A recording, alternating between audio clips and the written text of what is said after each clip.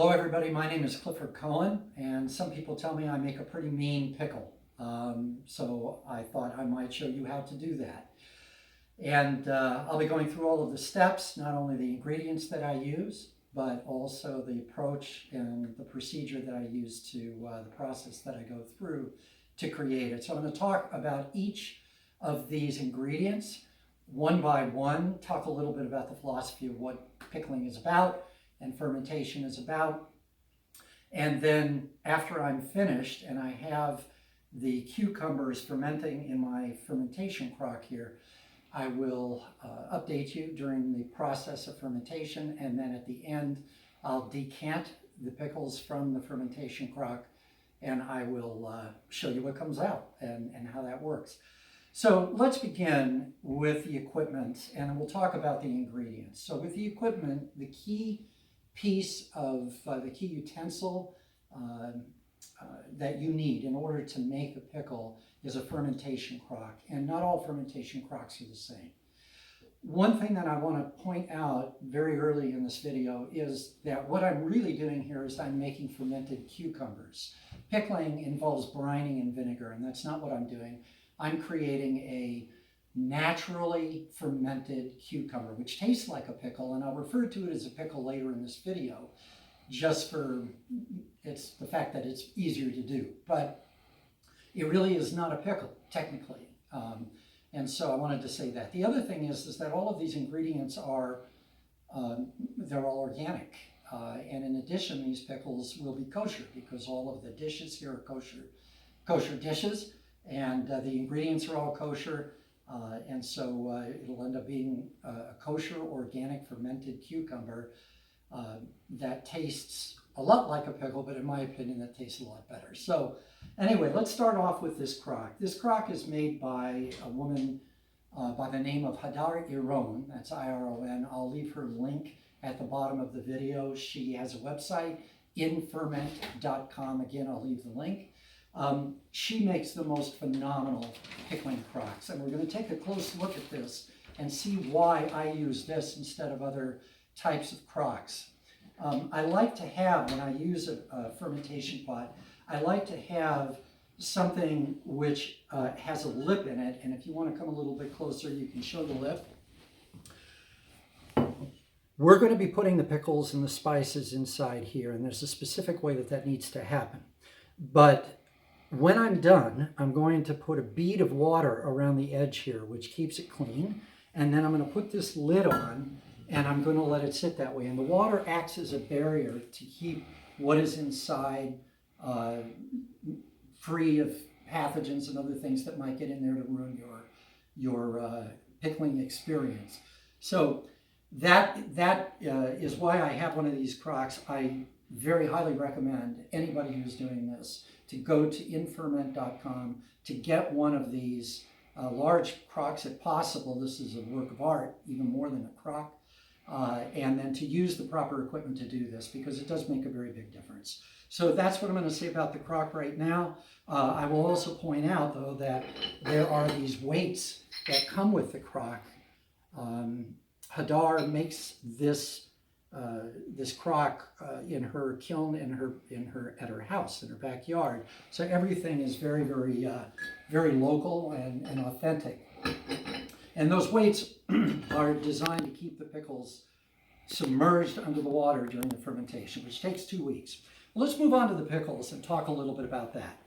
These pickles are all obviously pickling cucumbers. Now that may be obvious to anybody who's made pickles before, but a lot of people who are getting into pickling, they will try it with a normal cucumber, and of course that doesn't work. Pickling cucumbers have a nice tough skin, and they survive the pickling process or the fermentation process with that nice crispy skin. If you don't have that, and if you don't do one other thing, which I'll talk about in a minute, which is to introduce tannins into the process, those pickles are going to come out mushy and inedible, and you'll have wasted all that money and all of that time for no good purpose. So I buy these at a local health food store. They're absolutely wonderful. I've got 48 of them here. I'm going to see how many I can get into this crock.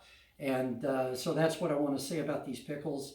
They have been washed and dried completely. And the reason for that is that the water that I wash it in is tap water. cold tap water, and I let it soak in the cold tap water a little bit, which is just good practice. But you do not want that tap water on your pickles. You don't want to introduce wet pickles into the process because what will happen is that tap water has chemicals, anything from, well, I can mention many chemicals that tap water has that may interfere with your fermentation. You only want a dried, thoroughly cleaned vegetable inside your fermentation crock. All right, this garlic I bought at a local Tilth farmer's market. It's wonderful. It took me a little while to get it all chopped up. But if you can come over here and take a close-up of this, what I've done here is I've cut little pieces which are thin and about 1/4 of an inch wide. That's what you want. You don't want it to be too big, too small. This is a good size. And of course, it's organic garlic. All right, these are the tips of the fresh dill that I bought here. And the reason why I say the tips is small, very small stems are fine, but you don't want to include the large stems because they don't have a lot of that dill flavor in them. They take up a lot of space. So what I try to do is just keep the very tips and the actual fronds of the dill, and that imparts more flavor to the pickle in the end. So this is about 6 bunches right here. I think it's going to be too much, but you don't want to run out. You have a lot of variability in spices that you can use. I'm going to point to this way.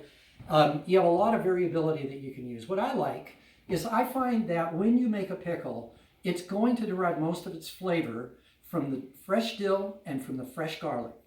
And the spices are going to round it out. They're going to give it a body, but they're not going to define the pickle. They really don't. After the fermentation process, they're going to get kind of watered down, for lack of a better word. And you're not going to really taste a peppercorn or taste a coriander seed or taste a mustard seed. One important thing to keep in mind while you're making pickles is that you want to use whole seeds. Never use a ground spice, ever, not for anything. You only want the whole seed. And again, these are organic spices. And again, what I'm using are peppercorns, whole yellow mustard seed, and whole coriander seed. And that's enough. And it'll come out tasting like a bona fide pickle if you use just those spices. Now I'm going to move on to another key ingredient of making a fermented cucumber. These are bay leaves, of course.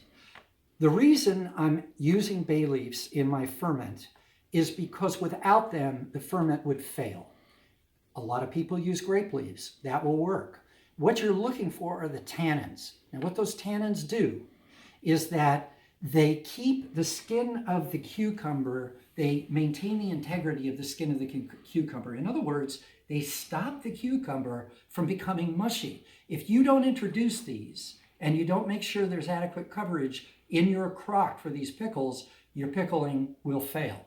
And so that's a key thing that a lot of people don't know. But again, any experienced fermenter always uses grape leaves when they're making their pickles. There may be some people out there who've had some success with it. I don't know, but I've certainly never tried it without.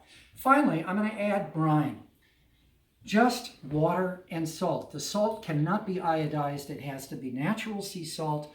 It should be something that will easily dissolve in water. What I'm going to do is I'm going to add 7 grams of salt for every cup of water. And the way I do that is that I measure it out. And then since this is an 8-cup Pyrex dish, what I'm going to do is I'm going to measure 56 grams of salt, put it in, fill it with this water over here.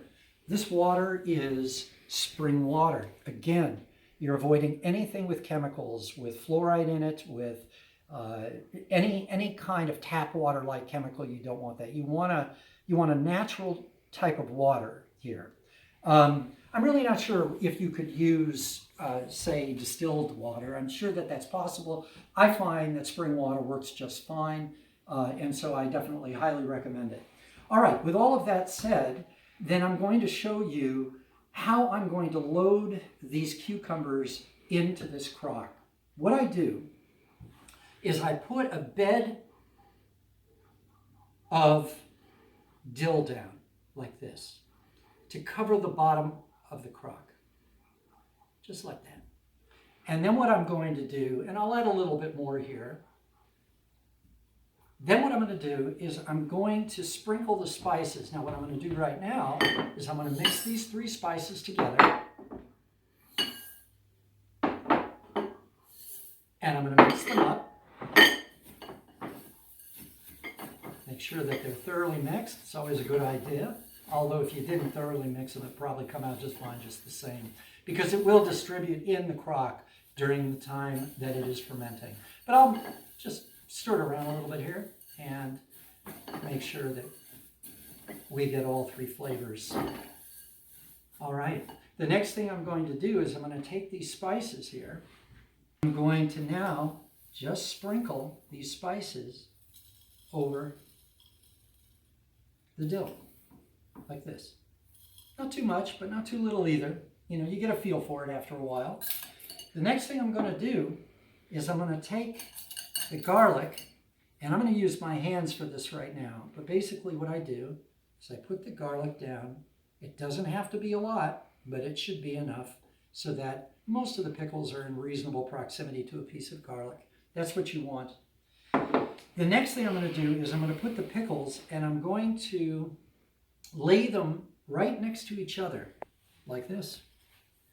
And if I have some extra space, I'm going to put a couple at the end like this and this. It depends on how much space is on each row of the pickles. Now, having done this, then I will take these bay leaves and I'm going to lay them crossways against the pickles.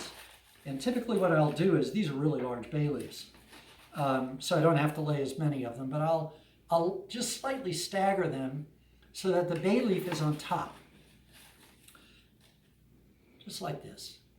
Just making sure that it kind of touches all of the pickles if possible, but it doesn't have to touch each and every one. It just has to have reasonable coverage. What I'm going to do then is I'm going to put another layer of fresh dill on top of all of that and repeat the process until I run out of room in this fermentation crock. So what I'll do is I'll wait right here. I'm going to fill the fermentation crock, and then I will at the very end add the salted water. So I'll come back to that in just a minute, but for right now I will leave you for a few minutes while I fill my crock. So we finished filling both of these crocks. This is the second crock that I have right here. I had originally 48 pickles, 4 dozen. And this is my gallon crock, also from Ferment. I've been using this for 7 years now, making great sauerkraut with this, but I had more pickles and I had more dill and I had more spices. So I made 12 more of them in a year. Got 3 dozen into this nice large crock, and then I got another dozen in here. So I'm making 48 pickles. That'll be enough to keep my friends and my family happy. A few words about the actual cucumbers that I didn't want to forget to mention. When you put the cucumbers in, it's really critical that their skins not be broken in any way. Never cut the tips of the cucumbers off. Make certain that they are whole in every respect. You can snip the stem if you want to, but don't get too close lest you snip into the actual cucumber. If you break the skin, the fermentation won't work, at least for that particular cucumber. So we have finished with what we're doing right now, and it turned out that the amount of dill that I used, which was 6 bunches, was just perfect for this, and also about 5 bulbs of garlic were enough for both of these crocks. Now what I'm going to do now is I'm going to let them just sit here. I filled them with water, and if you want to take a close-up of this, I'll open the lids. The water covers the weights by about 1/4 inch, and that's very critical. Everything should be submerged underneath the water. Before I add water to the lid, I'm going to let them sit for a couple of hours, just to give them a chance to breathe. And then I'm going to add water to the lid. Now I'm going to add water maybe to about 1/4 inch from the bottom of the lid. The reason why I do this is that you really don't have to have a whole lot of water. During the process of fermentation, within the first 24 hours or so, you're going to start hearing bubbles beginning to escape. That's the fermentation, the natural lactobacillus cultures fermenting. This is perfectly normal, and I usually expect to hear that within the first 24 hours. There have been a couple fermentations I've done where it's taken a little bit longer, and some that just begin immediately, like within 2 hours. So it's really very interesting to see how these things develop. One thing I really love about fermentation is natural fermentation, is that when you're doing it, every ferment is different. It almost has a personality of its own. Each of these crocks during the 2 weeks that these pickles are going to be in here fermenting, that these cucumbers are going to be fermenting, is going to breathe differently, meaning that the water is going to go up and it's going to go down as the gases change within the chamber of the crock. And it's wonderful to see. And that's why you don't want to add too much water to the lip of the crock, because when the gases build up inside, they're going to push that water up. And you don't want it overflowing the side, which can happen. So I watch it carefully. Once a day, I may fill it a little bit, but not too much. And I just love the process. It's like watching something living happening before you. Now, this food is a high salt food. We put a lot of salt in the water. Obviously, 7 grams per cup is pretty salty water. I would definitely be certain that you don't eat a ton of this all at once. It's not good for you to do that, even though the fermented cucumber is very, very good for you nutritionally. It retains all of its natural nutrition, but you don't want to take too much. So I recommend using these fermented cucumbers as a garnish or as a kind of a condiment to other foods that you may be doing, and they will last for a long time. In the refrigerator, these fermented cucumbers will keep forever. And when we decant it, I'll show you how I keep the pickle juice, because it's particularly healthy, and a lot of people use that. I'm a camper and I'm a hiker, and when I go out hiking and camping, I always take with me some pickle juice, because I hear, and I believe it's true, that the pickle juice has electrolytes and everything you need. So it's got salt, it can protect you against too much sun exposure, sunstroke, that kind of thing. It's not a medicine, but having it is very important, and it lasts forever in your refrigerator. Inside the refrigerator, I've got a jar of pickle juice from a ferment that I did over a year ago, and it is just as good today as it was then. These pickles will keep for months in your refrigerator, so you can enjoy them for a good long time, and you will find that as you invite people over and you give them a taste of your pickle, you give them a taste of these wonderful fermented cucumbers, you'll find that people are really impressed with how they turn out. And I do expect them to turn out very crunchy, a wonderful dill flavor. I'll tell you a quick story before I end this video, or at least this portion of the video. My grandfather was he lived in Brooklyn back in the 1930s through the 1970s, 1920s as well, and he ran a little grocery store. And he was known far and wide for his pickles. And I remember him showing me as a young child how to make the pickles. Now, I'm not saying that this recipe is his. Actually, the recipe is based upon another recipe that I found on the internet and then modified. I'll put the link for that down below. Do check that out. It's a marvelous recipe, very well written, and I highly recommend that you go to that site and check that out. But I have made changes to it, especially with regard to how I stack things and that kind of thing, and perhaps in other small ways as well. So the next time you'll hear from me is when we're in the middle of the ferment, and I'll probably try to catch it bubbling a little bit, and then at the end when we decant it, we keep the juice and we put the pickles in a plastic bag or in a mason jar or whatever makes sense for storage for when we can enjoy them. Thanks so much for joining me. I'll see you on the other end. Now I'm going to be fermenting this for 2 weeks, and that's going to create a full sour dill. Very much like you might find in the store, but you're going to find it has a flavor that is so, it's a genuine flavor. It's an authentic flavor. You'll absolutely love it. If I were to leave it in for only 1 week, I might get a half sour dill. I've never made a half sour dill, and those are my favorite. I'm going to do that at some point, but these are going to be full sour dills. But even after 1 week, you'll get a nice tang to these. And so this time it'll be a full sour, but perhaps we'll come back and I'll make a half sour at some other time. Well, it's less than 12 hours after I started the ferment, and I woke up this morning to the sound of bubbles popping. So the fermentation has begun. I don't know whether it's coming entirely from the large crock or from the smaller crock or from both. I'm hoping from both. But it is very interesting that the levels of water in the large crock are much higher than they were last night when I poured the water into the lip. which is fascinating to me. It may mean that there's a buildup of gases inside, so I'm going to guess that the bubbles are probably coming from the large crock at the moment. But that's how fast the ferment starts. And it varies. It can start a little bit later than this. Sometimes in the second or third day, you'll start hearing them.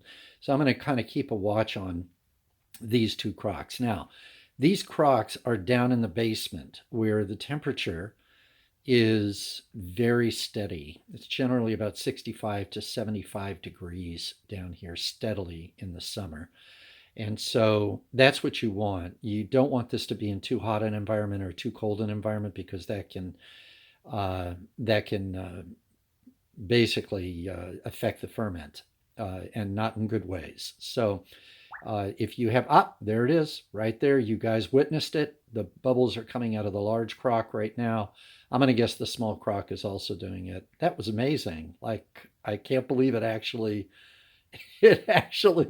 bubbled while I was videoing. That's astounding. That never happens, right? But anyway, there it is. You can see it. The gases are coming out. That's why the water level is a little bit higher right now.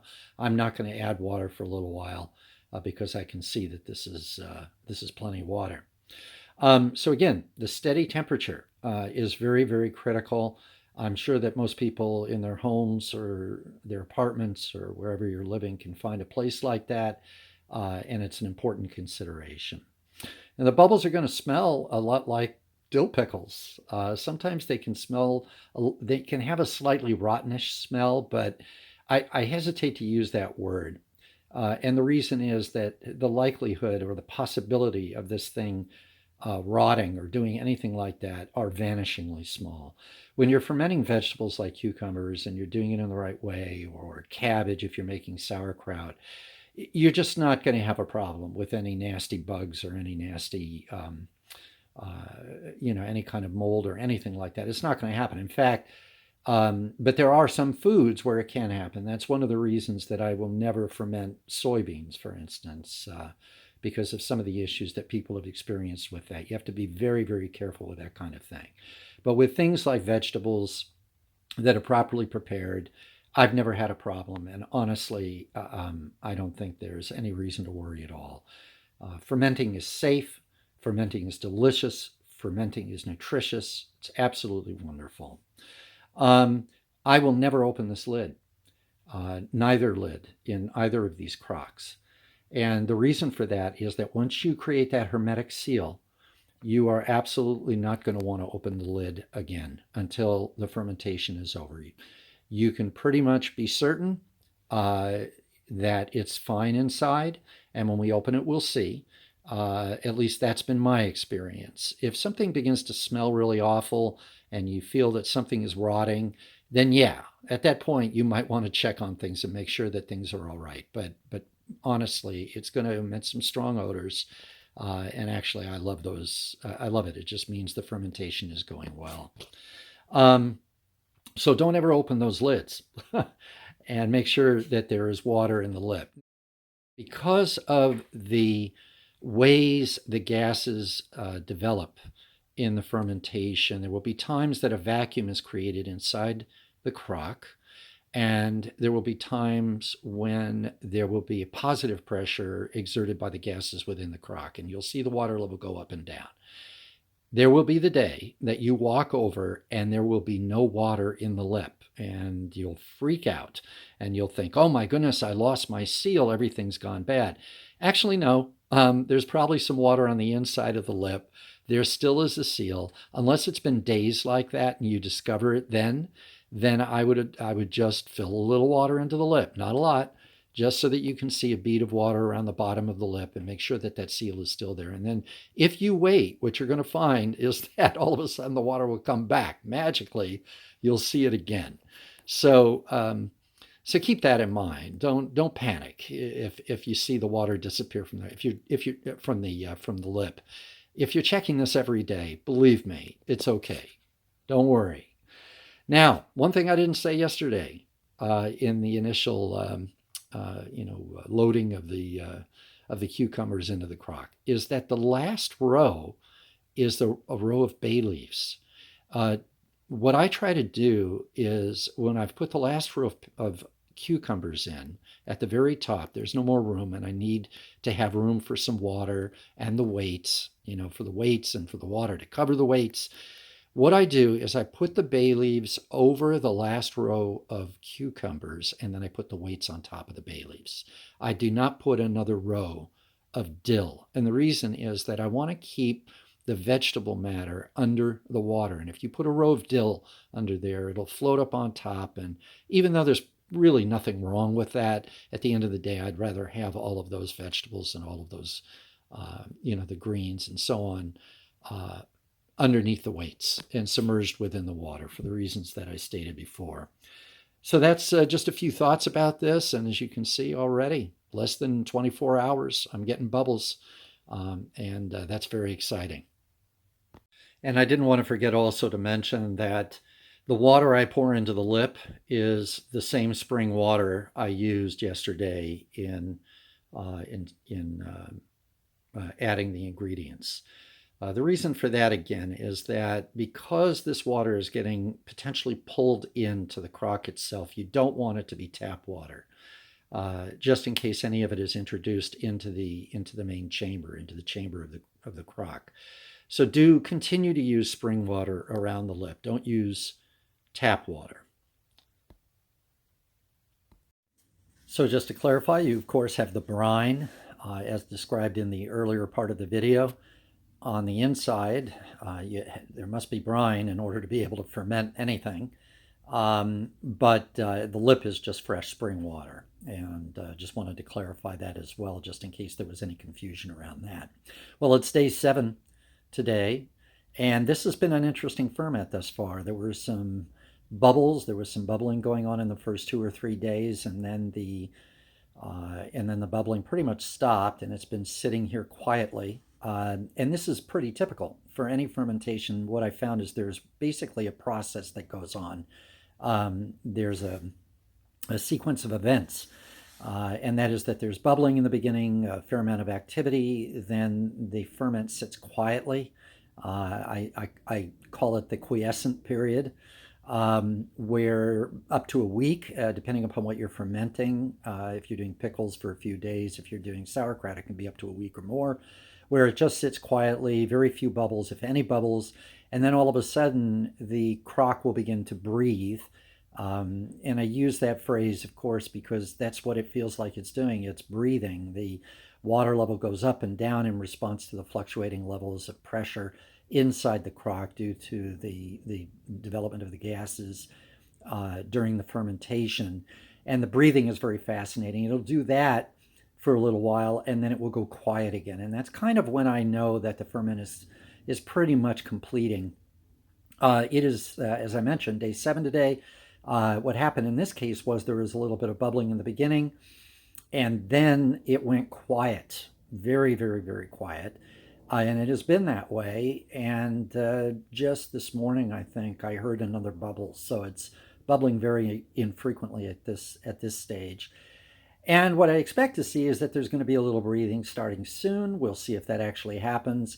No matter what happens, I'm certain that the ferment will turn out fine. It's not that there's any formula, that there's any magic formula that says this is what a ferment should be doing. It can vary greatly. Therefore, it's no cause for alarm if you see certain things happening during the course of the ferment. So I'm just going to leave this here for another week. I wanted this to be a 2-week ferment, which I found works well for fermenting cucumbers, making pickles.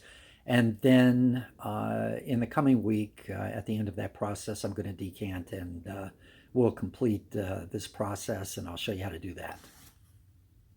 Hello, thanks for joining me. It's been 2 weeks and a day since I started my ferment. Thanks for coming back and seeing how it all turned out. As with the last time, I'm going to show what equipment I'm going to use for the decanting of these pickles. And there were 36 pickles in this large crock and another 12 pickles here. So there's a total of 4 dozen pickles that I made. And it's actually been a very interesting ferment. I'll tell you a little bit more about that a little bit later. But for right now, I'm going to go through the equipment just very quickly, what it is and why I use it this way. There are many ways that you could possibly do this. This is just the way that I've, after a period of time, have come to find works really well. So let's start. Obviously, you need the 2 crocks. You need a roll of paper towels. That's to sop up the water that has been in the lip of the 2 crocks. And I'm going to put the wet rags on top of this plate just for now because I don't want to go off camera and throw it away. I have here a Pyrex dish. I'm going to put all of the pickles in here. So what I'm going to be doing is I'm going to be taking the pickles out of the crock and I'm going to be drying them, just drying them. I'm not going to be washing them or doing anything else with them. And then I'm going to be putting all of the pickles here just for a little bit. Then I'm going to pour the contents of the crock into a colander, which is inside a large stainless steel bowl. And the reason that I do that is because I want to separate all of the dill and all of the spices and everything else. I want to basically strain that out and keep the juice, because I use that juice for a lot of things. It has a very powerful dill taste. It's really kind of a stock when you think about it. It's salty, but it's also very delicious. Again, if you use it in very, very small amounts, it works very well. So that's what I'm going to do here. I'm just going to pour it in here. Then I'm going to take the contents of the strainer and I'm going to put it into a compost bag, and I'll throw that away or put it in the compost. Finally, I'm going to take 1 pickle and I'm going to put it on this plate. I'm going to cut it, and we're going to take a look at what the pickle looks like coming out of the crock. I want to show you that it is still very, very firm, which it should be, and what it looks like on the inside. Then I'm going to taste it, and I'll be honest with you. If it doesn't taste good, I'm going to say so. If it does taste good, I'm also going to say that. So that's kind of at the end of the process. And let me talk for a minute about the ferments here. So this crock behaved very similar to what I have seen, similarly to what I have seen happen with other ferments. It started bubbling immediately. You'll see that in the video, or you already would have seen it in the video because that'll be a segment that comes before this one. But it started bubbling immediately. What it didn't do is, and it sat quietly for a little while, ferments typically do that, but what it didn't do was it didn't do a lot of breathing up and down. It did just a little bit. In other words, there didn't seem to be a lot of buildup of gases inside and a vacuum created by a loss of those gases or anything like that. That's interesting, and it's going to be fascinating to see what's actually inside and how it actually fermented, whether it's a strong dill taste, really sour taste, or whether or not it's kind of a New York half-sour dill taste. We'll find out in a minute.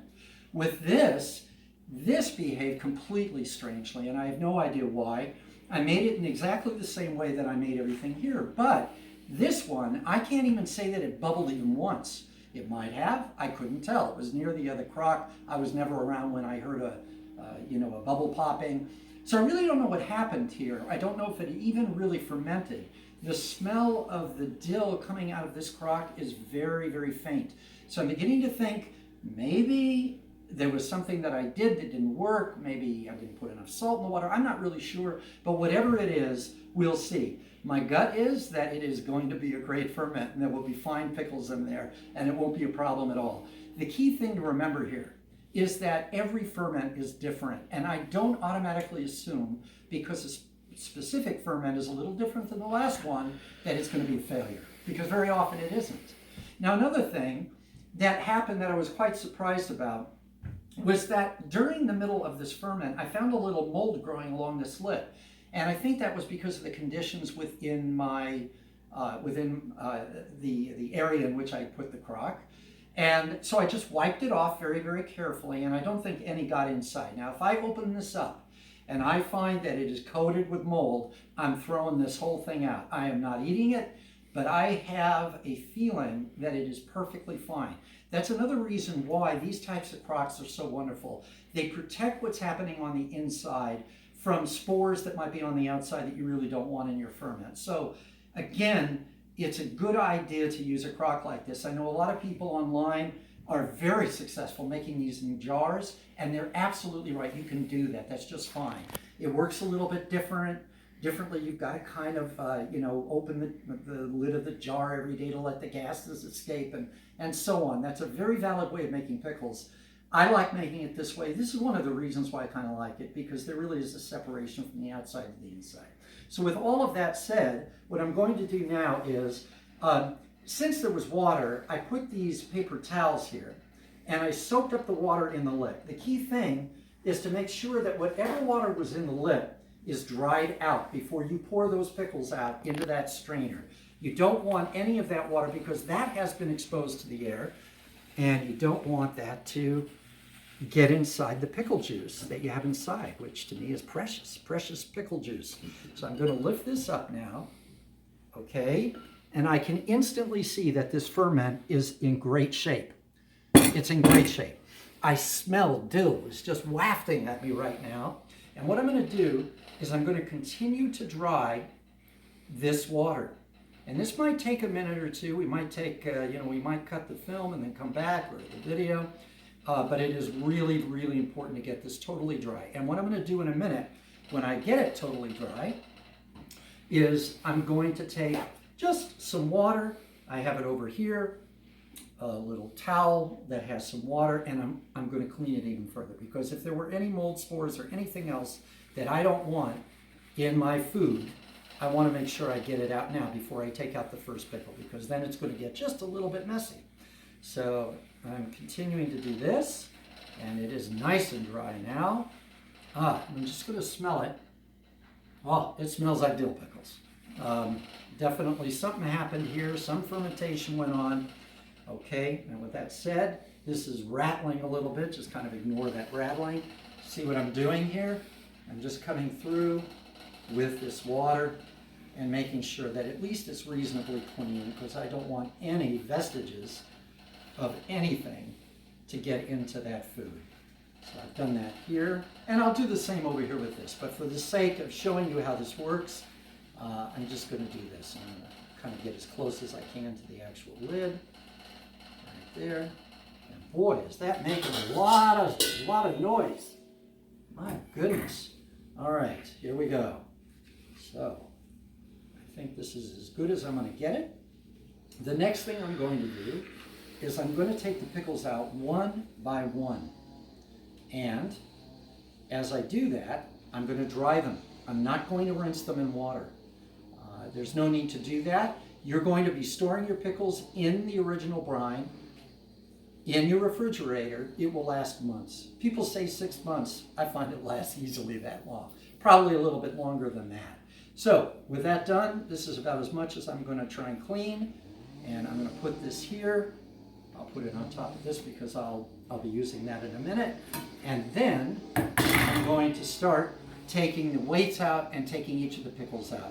So we'll stop there for a second, and I'll come back to you in a minute as I begin to take the pickles out. We're back. So now the first thing I'm going to take out is these weights. I'm going to put them here on the top of the lid. And with the crock this large, I have 4 weights. I may have mentioned that in the original segment of this video, but I have 3 or 4 weights because you really have to keep a lot of pickles down with it.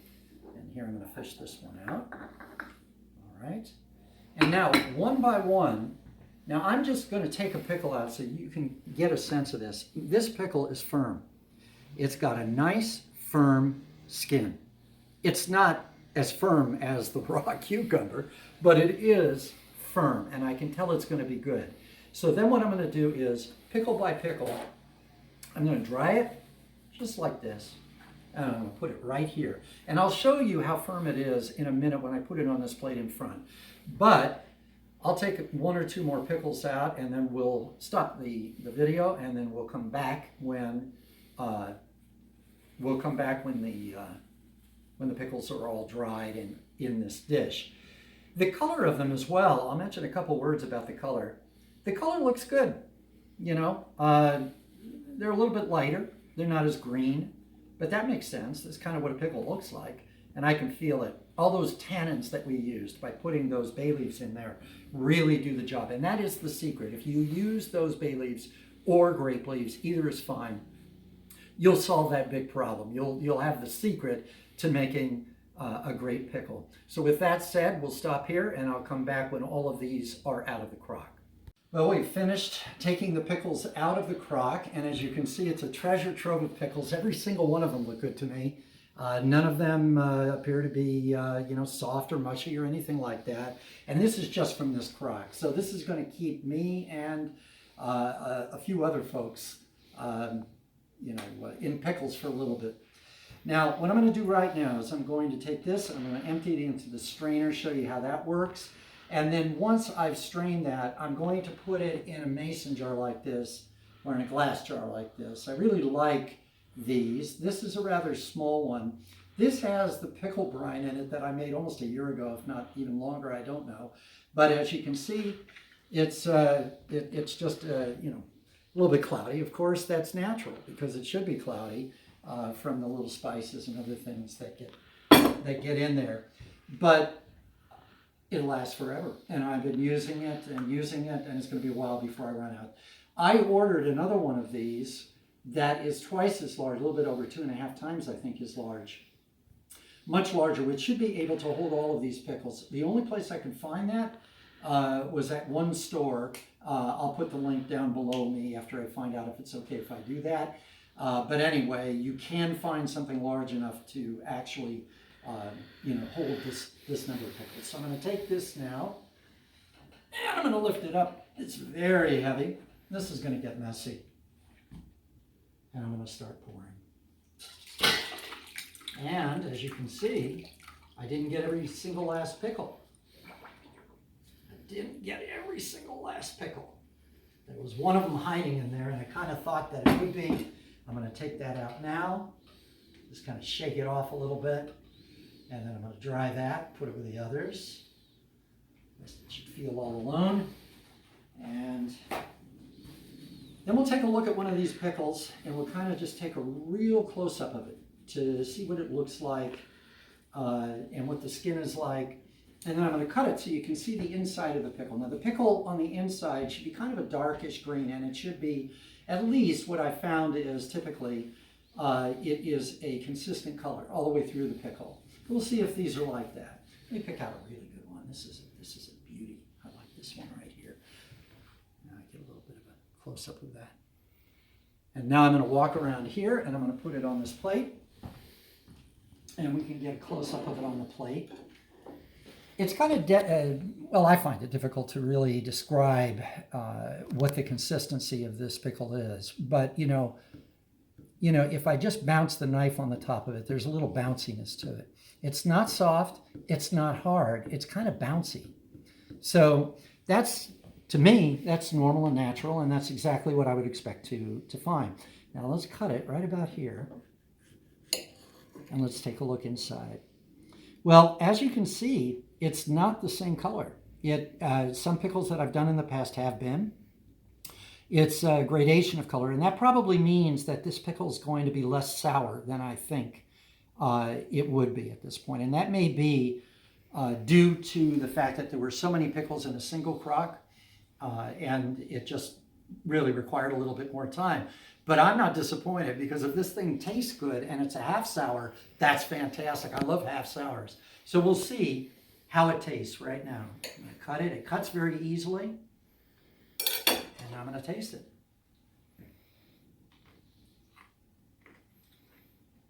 Oh, that's good. I would tell you if it didn't taste good. But that is a delicious pickle. And it's really not half sour. It's kind of somewhere between half sour and full sour. And it's crunchy. I don't know if you can hear the crunching going on here, but probably not a great thing to be eating on camera, but I can't stop. It's just the right amount of salt. Not too salty, not too little, and it has this beautiful subtle dill flavor, just like you'd expect from a dill pickle. And the skin is nice, and it's still quite firm. One more bite. I love it. And I think other people are going to like this too. One thing to remember about this is that if you leave it in longer, if you leave it in for 3 weeks, many people say 20 days is a good time to keep them in, and that could have made the difference between a full sour and a half sour dill. So I'm very, very pleased with how this ferment turned out. This was the first time I'd used this crock for a fermentation. And now I've kind of calibrated that the crock needs a little bit more time because of just there's sheer biomass that's in there. It just needs more time to sit and soak. So I'm going to do that next time. Over here, if you want to take a close-up, here's all the stuff that's going to go in the compost bag, and here's what you are going to pour into that large glass jar when it comes in the mail. And I could taste some of it, but I'm pretty sure I know how it tastes. So again, the dominant flavors are the garlic and the actual dill, the fresh dill, the fresh organic dill. So I'm just going to set this down in here for a minute. All right, there's only one thing left to do, and that is to see, to solve the mystery of what happened in this smaller crock. I'm going to do the very same thing with that crock that I did with this crock. I'll come back to you, give you a quick update on what happened and what I saw inside, and also how it tastes, and I'll be back in a moment. Well, as you can see, I took the pickles out of the smaller crock just to see if the ferment had worked, and in fact, it looks like it's worked. The pickles look identical to the other pickles. They're the same color, as you can see. I got more pickles into this crock than I thought I could, or than I thought I did. And they look like they're all in great shape. Again, the skin almost exactly like over here. We'll see what it's like on the inside in just a moment. But, they have even a stronger, it's the strangest thing. That had a stronger smell from the outside. This has a stronger smell, and I'm actually smelling the pickles. So it's fascinating to me. But again, I did not assume that this ferment didn't work simply because it did something different. What I'm going to do now is I'm going to take one of these pickles, I'm going to cut into it like I did the other one, and we'll take a close look at that as well and find a really nice one. Here's a good one. All right, here it is. Again, that bounciness on the skin. I'm going to cut it right here. Look on the inside, and it has almost the same color as the other one, which is interesting because 2 weeks used to get a much darker color, but it's just interesting. I think it just needed more time. So I'm going to take a bite, and let's see how this one tastes. Oh, man. This one is better than that one. This one has that tangy kind of almost an effervescent taste. It's really amazing. And I would never have guessed it from watching this thing ferment. You give this pickle to somebody, they're not going to complain to you at all about it. They're going to just plain eat it. It won't last long. So we'll close by saying that half the fun of all of this is actually making the pickle. Watching the ferment, going through the process, it's a wonderfully satisfying thing to do. At least I find it so. And you have this wonderful product at the end of the day, which isn't necessarily, all there is to it, meaning all that you're doing it for. So with that said, thank you very much for joining me in the making of these pickles. It was fun making them. I hope you go out and try it yourself. As I mentioned earlier, there'll be resources down below and links that you can use. If you have any experiences that you'd like to let me know about, what you find when you try it yourself, or other things that you fermented, please comment. I haven't decided whether I'm going to have a subscription to this video. Don't know how many more of these I'm going to make. But I hope you did enjoy it, and happy pickling. Thing that I did not want to forget to talk about is that because I don't have a large glass jar yet, I have to keep the pickles somewhere until I get that glass jar in the mail. So I'm going to be putting these things in a plastic bag for right now. Now, I'm not getting paid anything to say this. I just feel like I really need to say, and I don't think the people who run this company would have any issue with my doing this. I just feel really not obligated, but motivated to say something about these bags. This is smelly proof. I discovered these bags, I guess about 6-7 months ago. I use them for everything. They're amazing. They never leak. They're cut in such a way that they'll actually stand when you pour liquid in them, and you cannot smell anything outside of them. The other thing is they come with a very, very strong seal so that you can put a lot of things in them and it won't break, it won't pour all over the place. I really felt like it was important to mention something about this because if you can't get a jar, you can get a smelly-proof bag, and you probably could put that in your refrigerator as long as you stood it up, not on its side. If you do that, you're kind of inviting something to happen that might cause it to spill. So with that said, just wanted to put out a good word for this great product, and I'm always discovering wonderful uses for these things. Thank you. So here's the brine, the strained brine that I have emptied from the stainless steel bowl, and I have placed all of the spices and the dill and the garlic and everything in that composting bag over there. But just to show you, it's just gorgeous. That brine is a real elixir. It's quite a tonic when you just need like a teaspoonful of something to kind of pick you up. You can have some of the brine. It's really wonderful. And the bag is standing, which is one of the really nice features of it. Now what I'm going to do is I'm going to take the pickles that are over here, and I'm simply going to put them in there, at least temporarily, so they can sit in my refrigerator. And again, they'll be standing up, not on the side. Well, these pickles were so heavy and so lopsided that the bag wouldn't stand. Just because I filled practically the entire bag with liquid and with pickles. So I'm going to have to put it this way in my refrigerator. And again, the best practice is to use a large glass jar that will sit in a stable way inside your refrigerator. So this is how it's actually going in, and this is what it looks like when it's totally packed up with pickles.